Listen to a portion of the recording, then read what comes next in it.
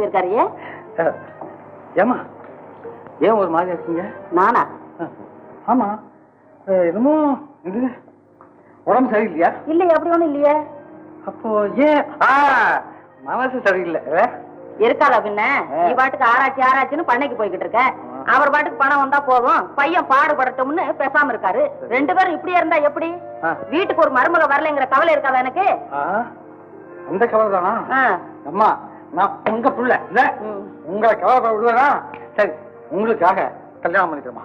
ஆமா. நிஜமாவாடா? ஆமாமா. அப்ப சரி, தை மாசம் வரட்டும். உங்க அப்பாட்ட பேசி இதுக்கு ஒரு முடிவு செய்தலாம். தை மாசமா? இன்னும் 3 மாசமா? ஏம்மா, உங்க மனசு சரியில்லை. இன்னும் 3 மாசம் முடியாது. இன்னும் 3 நாள்ல கல்யாணம் ஆகணும். நீங்க நிம்மதியா இந்தடா 3 நாள் என்ன? 3 மணி நேரத்துல எனக்கு மர்மம் வந்தா சந்தோஷம் தான். திடீர்னு பொண்ணுக்கு அங்க போறது என்னம்மா? பொண்ணு எத்தனை பொண்ணு இருக்கு? நீங்க சொல்லுமா. ரெடியா இருக்குமா?